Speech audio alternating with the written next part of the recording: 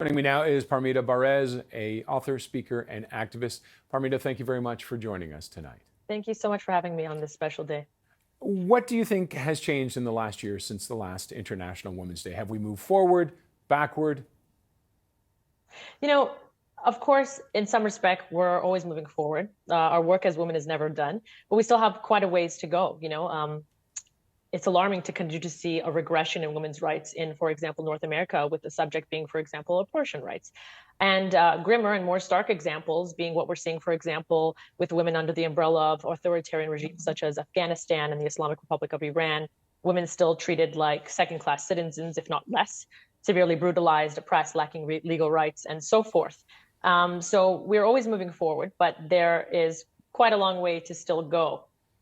Now, this year, the theme is inclusion, and I imagine reaching out and trying to help the people in places like Afghanistan. Inclusion is so key.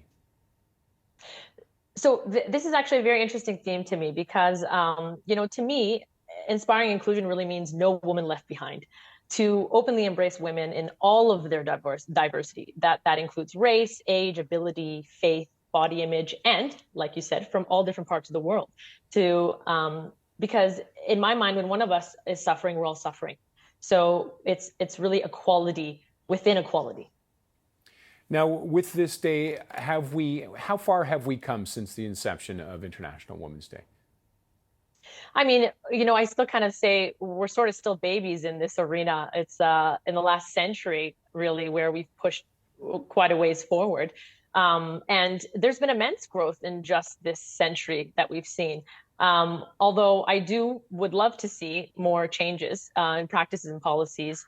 For example, promoting equality on a broader scale, like with the gender pay gap, it still exists, ensuring access to reproductive rights and healthcare. We still have a long ways to go with that. Combating gender-based violence, that still happens, and fostering environments where women can thrive professionally and personally without facing discrimination and bias. And I think another thing that we still are working on is really this balance between home life and work life, and really creating policies and change that can fill in the gap there. But we've come quite a long way in a very short amount of time. What does the next generation have to do?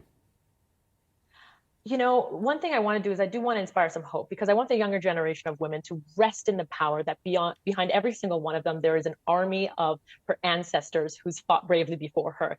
And I see this next generation really proudly continuing to hold that torch and to carve the path forward. And I want younger women to look forward to a world where their voices are heard, their choices are respected, and where opportunities are truly equitable, regardless of gender. And I hope they can embrace their uniqueness and their strengths without limitations or stereotypes holding them back, and continue to, I think most importantly, ask the right questions in the right spaces. How can I be more, how can I create a more inclusive environment? How can I shift the landscape where I am? What policy changes can I affect? What communities can I build?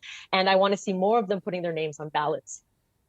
Are we closer to equality? Like, are we talking, it's maybe a generation or less away, or are we still looking at large changes that need to be made? I think that there's never an end when it comes to fighting for equality. What I would love to see, however, is a lot of these being enshrined and codified. For example, there's a campaign now, End Gender Apartheid, which we are trying to codify gender apartheid in international laws. I think the more we can see laws back up this gender equality, the more we will make strides.